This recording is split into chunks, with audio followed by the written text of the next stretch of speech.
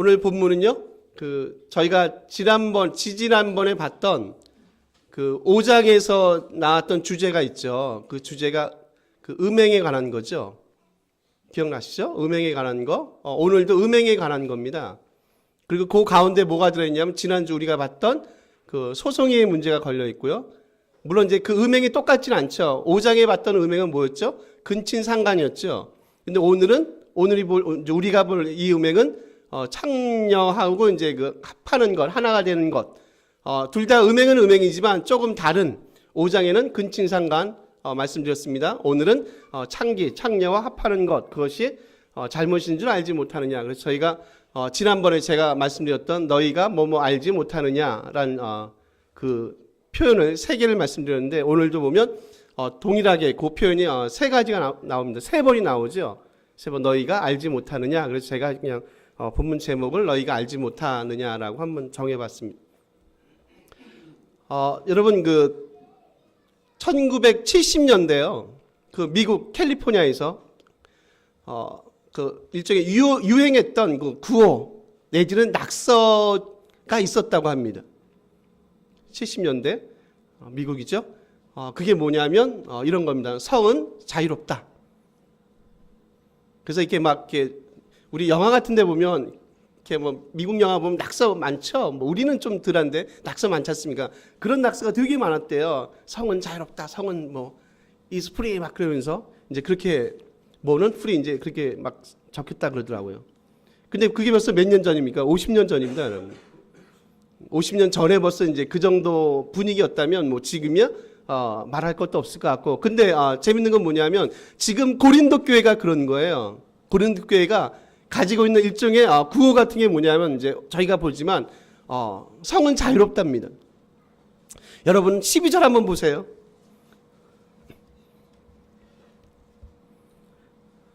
그냥 읽지 마시고요. 제가 읽어드릴 테니까 눈만.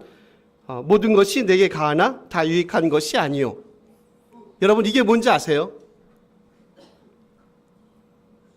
지금 바울이 말하는 게 아니라 지금 고린도 교회가 말하고 있는 구호입니다. 구호.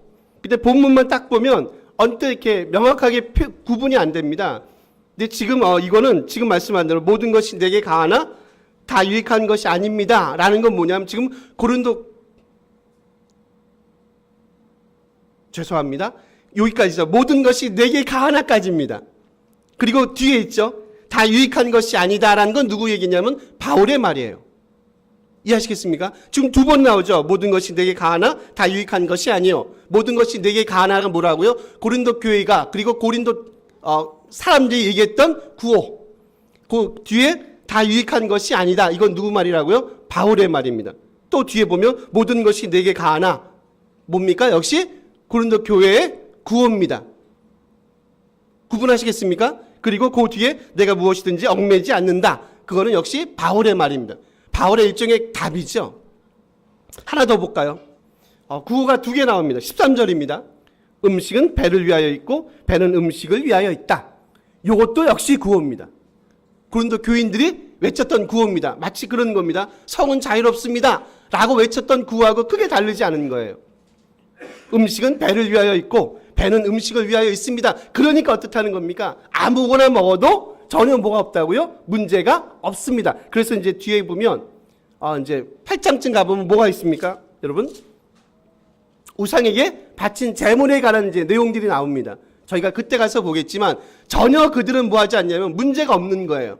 지금 이런 거예요. 음식이 배를 위하여 있고 배는 음식을 위하여 있고 모든 것이 내게 가합니다. 모든 것이 가합니다. 그러니까 내가 심지어 누구하고 무슨 관계를 맺어도요. 창녀하고 그런 성적인 관계를 맺어도 전혀 나는 문제 없습니다. 나는 자유합니다라는 구호를 외치면서 살아갔던 고린도 교회 교인들. 이해하시겠죠? 그러면 여러분 이제 질문 한번 드려볼까요? 그들이 이런 구호를 가지게 된 배경이 있지 않겠습니까? 갑자기 이런 구호를 하진 않을 거 아닙니까? 분명히 배경이 있을 거예요. 그 배경이 뭐겠습니까? 제가 지금까지 여러분에게 누누이 말씀드린 거예요. 그들이 머릿속에 갖고 있던 게 뭐라고요? 그러니까 무슨 영향을 많이 받는다고요? 철학의 영향이라 그랬죠. 소위 말하는 영육 이원론. 그러니까 그들 생각에는 영은 이미 뭐를 획득했다는 겁니까? 그렇죠. 구원을 이미 획득한 거예요. 우리 영은 구원을 획득했기 때문에 육체는 어떻게 해야 돼요? 육체는 막 굴려도 뭐 음식 아무거나 상관없고, 그게 우상에게 드렸든 뭐 다른 사람 누구에게 드렸든 상관없이 막 하고, 그리고 내 몸에 내가 심지어 누구하고요? 창녀하고 성관계를 맺어도 그게 전혀 나의 뭐예요? 나의 구원에 아무런 영향력을 미치지 않습니다라는 생각을 갖고 살아갔던 고린도 교인들의 그 생각에 지금 사도 바울이 본문을 통해서 뭐라 얘기하면 너희들이 잘못했다는 거예요. 잘못 알고 있다는 겁니다. 신학을, 소위 말하는 하나님 신학, 예수 신학을 잘못 이해한 거예요. 그렇지 않다는 거예요. 사실상 우리 몸은 누구를 위해서 사실상 살아가는 게 맞다는 겁니까? 주님을 위해서 살아가는 게 맞습니다. 여러분, 그래서 재밌는 게 14절에 여러분 한번 보세요. 요건 한번 읽어볼까요? 한번 읽겠습니다. 하나님이 주를 다시 살리셨고 또한 그의 권능으로 우리를 다시 살리시리라. 여러분 12, 13절은 지금 모든 것이 내게 가합니다. 막 그런 얘기를 하죠. 그리고 13절도 뭐 음식 뭐 배를 위해 있고 배가 음식을 위해 있습니다. 갑자기 이런 얘기합니다. 그러다가 14절 생뚱맞게 지금 뭐에 관한 얘기가 나오나요? 부활에 관한 얘기가 나오잖아요. 약간 이상하지 않으십니까? 모든 것이 내게 가합니다. 내가 아무 음식이나 먹어도 상관없습니다. 라는 얘기를 하다가 갑자기 생뚱맞게 부활에 관한 얘기예요. 조금 더 정확하게 구분해 볼까요, 여러분? 지금 고린도 교인들이 얘기하는 그 몸에 관한 걸 제가 헬라어로 한번 얘기해 볼게요. 그건요, 그들이 생각하는 그 몸은 뭐냐면, 굳이 헬라어로 비교하면 사르스라는 단어예요.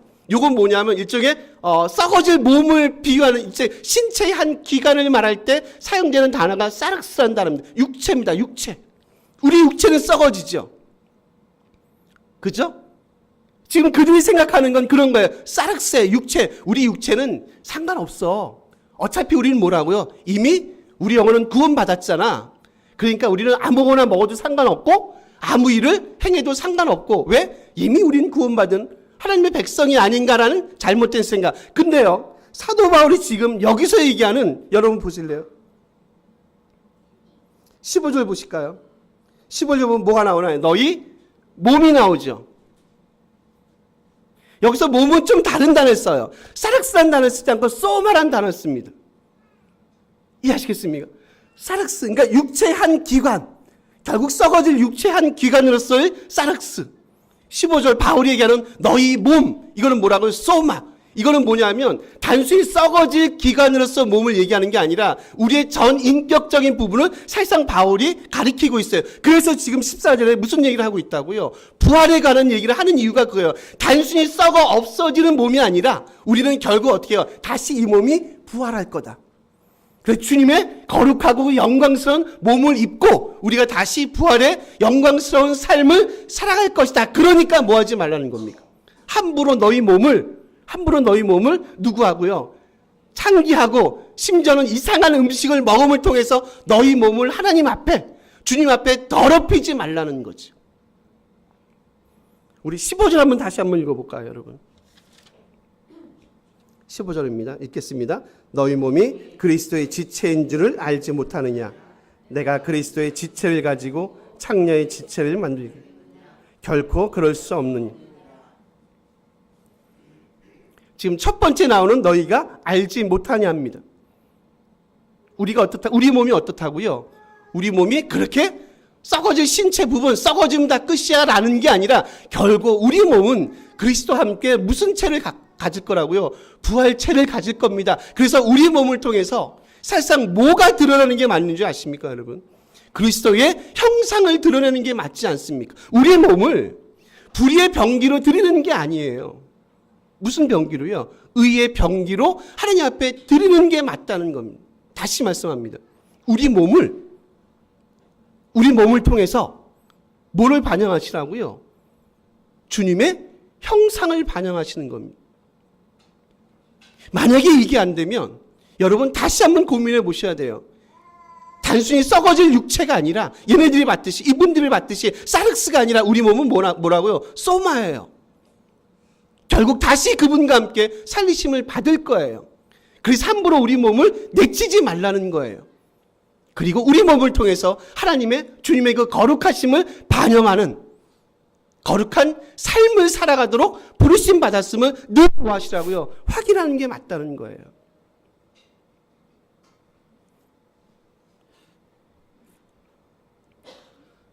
저희 어저께 토요일 날은 거의 제가 이제 움직이진 않는데 그 동문 같이 그 남원에 있었던 동문 목사님 그 자제가 이제 결혼을 했습니다. 결혼을 해가지고 이제 어쩔 수 없이 강동구까지 그 먼 길을 제가 이제 갔는데 제가 이따 구체적인 건 이따가 저희 이제 나눔할 때 이제 살짝 말씀드리고 이제 요건 잠깐 좀 마음 아픈 얘기를 또 들었어요. 그래서 목사로서 너무 마음이 아파요. 그래서 늘 이제 제가 이제 그 얘기를 했습니다. 지금 한국 교회는 그리고 성도들은 우리 김태형 집사님이 저로 다시 한번 좀 진하게 각인을 시켜주셨는데 지금 우리는 위로가 필요한 게 아니다. 이 땅에서 사는 것 때문에 이 땅에 사는 삶이 너무 우리를 지치게 만들어요. 그죠? 그래서 많이 여러분이 힘드시다고 얘기해요. 그래서 제가 그 얘기했어요. 같이 대화를 나누면서 지금 우리는 하늘의 위로가 필요한 게 아니라 지금 이 땅은 일이가 필요합니다. 새벽 예배 안 들으셨죠? 일이가 필요하다. 또 해야 됩니까? 잠깐만. 어떤 부자가 섬을 샀습니다. 새벽 예배 안 들어서 또 재탕을 합니다. 부자가 사서 거기다 나무도 심고 꽃도 심고 풀도 심고 아주 이쁘게 꾸며놨어요. 남이섬 생각해 보세요. 그리고 거기다 짐승도 심은 거 아니지. 짐승을 갖다 놨어요. 뭐 죄송합니다. 왜 이러지? 사슴도 갖다 놓고 토끼도 갖다 놓고 뭐 여러 가지 뭐 이제 하여튼 이쁜 짐승들 많이 갖다 놓은 거예요. 환경이 너무 좋으니까. 얘네들이 잘 클 줄 알았죠. 주인 생각에는. 근데 애들이 이게 눈알이 이렇게 애들이 초점이 없는 거예요. 그 털도 윤기도 안 나고 털도 막 빠져버리고. 그러니까 주인이 이게 왜 그래? 내가 이렇게 잘 꾸며놨는데 애들이 왜 이렇게 빌빌하지? 그 이제 한번 상담을 받아봤죠. 그러니까 내가 이렇게 해냈는데 애들이 크게 뭐 이렇게 생기도 없습니다. 눈도 애들이 초점이 없습니다. 그러니까 그분이 좀 기다려 보시는 게 낫지 않겠습니까? 아마 시간이 해결해 주지 않겠습니까? 그래서 그래요. 이제 마음이 찜찜한 거죠. 갔어요. 그래서 이제 그 마을에 현자를 찾아갔답니다. 이런 일이 있었습니다. 어떻게 하면 되겠습니까? 그러니까 그 현자가 깔깔깔 웃었다는 거죠. 막 웃으면서 그렇습니까? 해법이 있죠. 뭡니까 선생님? 그 섬에다가 1위를 풀어놓으세요. 뭐 한 겁니까? 편한 거예요. 위로가 필요한 게 아니라 1위가 필요해요. 그래서 뭐요? 그 안에서 뭐를 느끼면서 살아가는 겁니까? 정글, 소위 말하는 생존 법칙을 느껴가면서 살아가는 게 필요해요. 한국 교회는요. 제가 어저께 대화하면서 느낀 게 뭔지 압니까? 제가 이 얘기를 했습니다. 목사님들 앞에서. 우리는 위로가 필요한 게 아니라 1위가 필요합니다. 여러분, 지금 고린도 교회가 필요한 게 뭐겠습니까? 하나님의 위로십니까?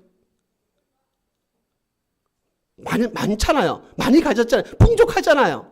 넉넉하잖아요. 그렇죠? 근데 늘 힘들다 그래요. 누구 때문에 힘들다고요? 주님 때문에 힘들어요. 누구 때문에 힘드십니까? 여러분 누구 때문에 힘드세요? 직장 때문에 힘드시죠? 결국 그 직장은 누구를 위한 건가요? 10의 9조 내세요? 11조밖에 안 내시잖아요. 결국 뭐예요? 다 보니까 내가 먹고 사는 것 때문에 힘든 거 아닙니까? 그러다 보니까 어떻습니까? 똑같지 않나요? 눈에 초점이 없잖아요. 왜요? 피곤하시니까. 그렇게 하다 보니까 어떻습니까? 털도 빠지지 않습니까? 누워서 침 뱉네. 1위가 필요합니다, 여러분. 지금 15절입니다. 우리 몸이 어떻다고요? 그리스도의 지체예요. 그래서 우리 몸을 통해서, 우리 삶을 통해서 소망합니다. 우리 전 인격을 통해서 하나님의 형상이 다시 회복되는 게 맞다는 거예요. 그래서 우리를 통해서 하나님의 영광이 드러나고요. 마치 이제 성탄절 아닙니까? 정말 그분의 오심이 누구를 위하여 오심인지, 누구 때문에 이 땅에 오셨는지, 단순히 이 땅에서 우리가 먹고 사는 거에 만족을 하기 위해서 그분이 이 땅에 오셨는지에 대한 철저한 자기 검증과 각성, 인식이 필요하지 않겠습니까? 우리 17절 볼까요? 16, 17절 볼까요? 16, 17절 한번 읽어볼게요. 창녀와 합하는 자는 그와 한 몸인 줄을 알지 못하느냐. 일렀으되 둘이 한 육체가 된다 하셨나니 주와 합하는 자는 한 영. 여기 또 한 번에 뭐가 나오나요, 여러분? 알지 못하느냐가 나오죠. 창녀와 합하는 자 16절입니다. 17절 뭡니까? 주와 합하는 자. 제가 재밌는 단어 하나 소개하려면 여기 합한다는 단어가 있습니다. 콜라오라는 단어가 있습니다.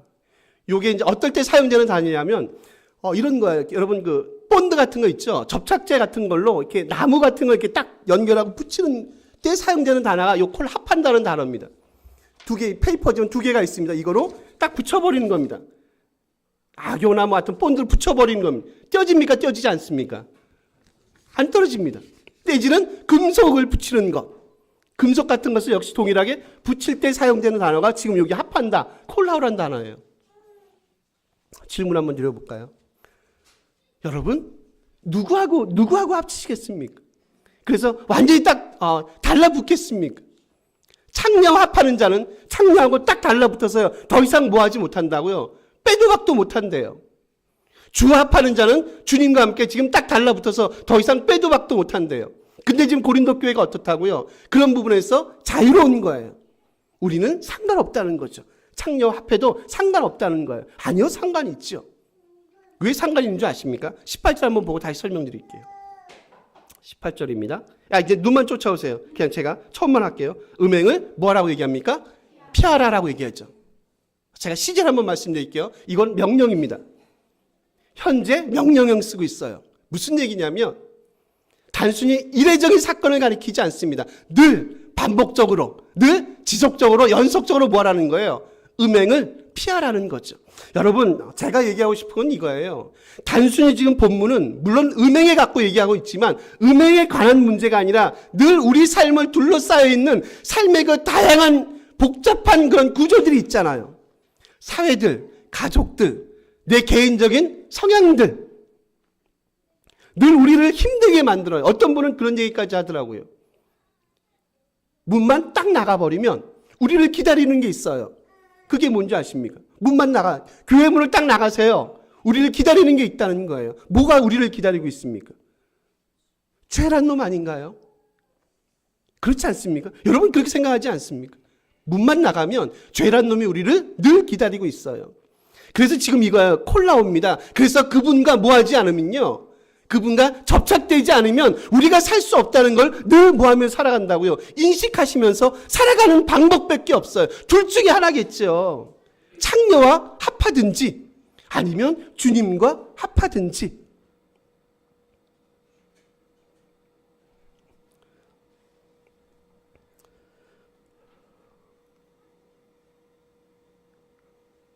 여러분, 우리 19절 한번 읽어보겠습니다. 19절입니다. 너희 몸은 너희가 하나님께로부터 받은 바 너희 가운데 계신 성령의 전인 줄을 알지 못하느냐. 너희는 너희 자신의 것이 아니라 20절까지 갈게요. 값으로 산 것이 되었으니 그런즉 너희 몸으로 하나님께 영광을 돌리라. 역시 세 번째 나오는 너희가 뭐뭐인 줄을 알지 못하느냐. 너희가 뭐라고, 우리가 뭐라고요? 성령의 전이다. 전이라는 건 그런 거죠. 거하는 거죠. 거한다는 건 뭐예요? 지배 당하는 거죠. 그러니까 우리가 성령의 전이라는 건 그런 거예요. 우리가 늘 누구에 의해서요? 성령에 의해서 지배를 당하는 거예요. 그러기 위해서는 뭐가 필요하냐면 민감한 영적인 촉이 필요하지 않겠습니까? 제가 말씀했어요. 늘 이 땅에 우리를 괴롭히는 게 늘 우리를 사실상 하나님의 백성으로 살아갈 수 있도록 세상이 우리를 호락호락하게 놔두지 않지 않습니까? 뭐밖에 없어요. 이제 우리가 누구에 의해서 지배를 받는 삶을 살아가겠습니다라고 각오하고 결심하는 수밖에 없어요. 20절 보면 너희가 뭐라고 얘기해요? 여러분, 값으로 산 것이 됐대요. 이게 무슨 언어인지 아세요? 노예 언어예요. 그 당시 노예들을 뭐합니까? 돈으로 사지 않습니까? 그죠? 지금 그 당시 그런 언어를 사용하고 있어요. 그럼 여러분 생각해 보세요. 우리가 이전에 뭐였어요? 노예였어요. 근데 값으로 그분이 사셨대요. 이제 어떻게 해요? 이제 소유권이 이제 옛 주인에서 누구로 바뀐 거예요? 새로운 주인이신 우리를 사신 십자가로 우리를 사신 그분에게로 우리 소유권이 이전된 거예요. 어떻게 살아가시겠습니까, 여러분? 음행을 피하셔야 되지 않겠습니까? 그분과 접붙임을 받아야 되지 않겠습니까? 값으로 샀으니까 이제 우리의 호적이 바뀐 거 아니겠습니까? 더 이상 이제 옛 관습, 옛 습관, 옛 옷, 다 이거 뭐 하는 거예요? 다 벗어버리는 거죠. 그 밖에 달리 방법이 없다는 거죠. 이 땅에서 이 거룩한, 우리 11절 외웠죠? 뭐요? 씻음과 거룩함과 의롭게 사는 이 방식은 뭐밖에 없어요. 주님의 십자가에 합하는 수밖에 없지 않겠습니까? 저는 그런 생각이 듭니다. 고린도 교회는 뭐가 필요하겠습니까? 개혁이 필요할 것 같습니다. 그렇지 않습니까? 개혁이 필요하고요. 자정이 필요합니다. 한국 교회는 뭐가 필요합니까, 여러분? 개혁이 필요하고 자정이 필요해요. 자정 능력이 필요합니다. 근데 저는 거기서 조금 더 나가고 싶습니다. 제가 이제 요 얘기로 이제 말씀을 마치려고 합니다. 그게 뭐냐면 여러분 환골탈태라는 거 아십니까? 정확하게 아세요.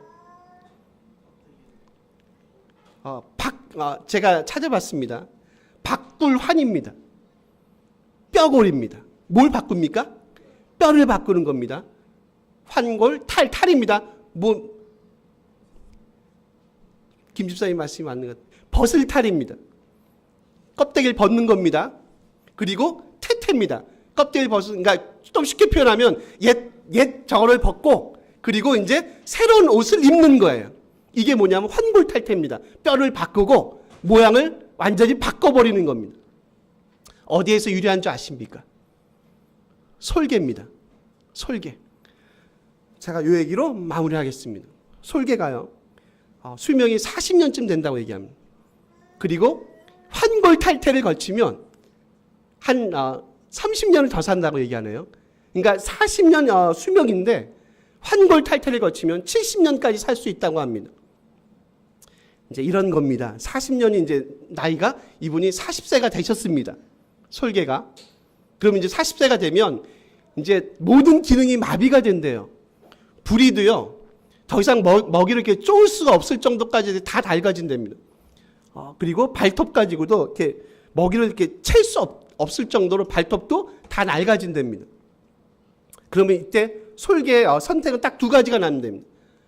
그 상태에서 죽든지요. 아니면 소위 말하는 환골탈태를 겪는 겁니다. 그래서 환골탈태를 겪기 위해서요. 솔개가 어디로 가냐면 저 높은 곳, 저기 자기를 찾지 못하는 저 높은 그 바위 틈새 딱 들어간대요. 그러면서 뭐 하는 줄 아십니까? 저도 이번에 이거 책을 보면서 물론 환골탈태라는 말은 알죠. 근데 이런 뜻까지는 몰랐었는데 그러면서요. 바위에다 부리를 막 쫀대요. 바위를 쫀답니다. 부리로. 그럼 어떻게 합니까? 이 부리가 빠진대요. 빠지면서 그 부리를 쫀 것 때문에 그 피가 날 거 아니에요. 그래서 피가 막 바위를 막 빨갛게 물들인다는 거예요. 별로 안 놀라시네요. 너무 알고 있는 얘기를 너무 진지하게 해서 그런가요? 예? 놀라시는 표정이 장면이 그러십니까? 그러면서 이게 부리가 빠진답니다. 빠지면서 그러면서 이제 새 부리가 나는데 얼마가 걸리냐면 3, 4개월이 걸린대요. 그럼 이제 3, 4개월 동안 이제 부리가 나겠죠. 그리고 나면 이제 그 새 부리를 가지고 발톱을 이번에 쪼아서 뽑아버린답니다. 이제 새 부리 난 걸로 발톱을 그러면 이제 발톱도 뽑히겠죠. 그래서 그 총 과정이 6개월이 걸린답니다. 그러면 여러분 생각해 보세요. 그 고통이요. 죽음보다 더한 고통을 겪는데요. 그래서 제가 한번 생각해 봤어요.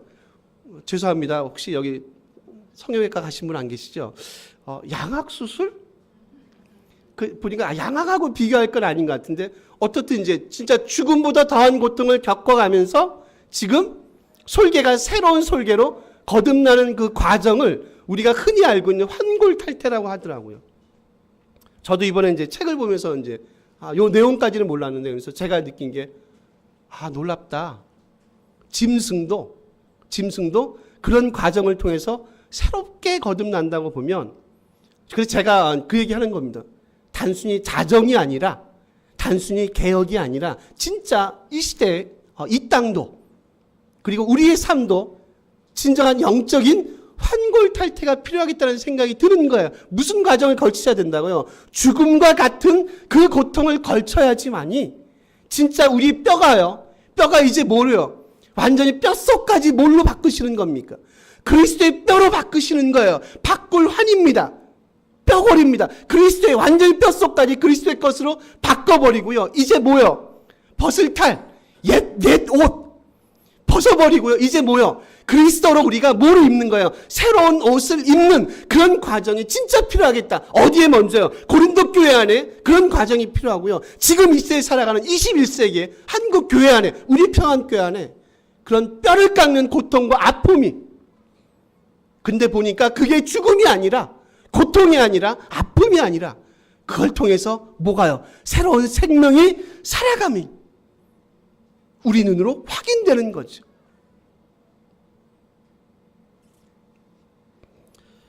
말씀을 마칩니다. with Christ고요. in Christ입니다. 그리스도와 함께 그리스도 안에 살아가시는 거예요. 그러지 않으면 다른 방법이 없는 겁니다.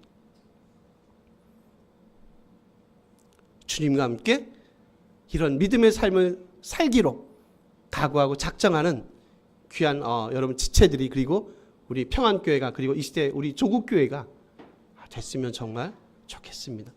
기도하시겠습니다.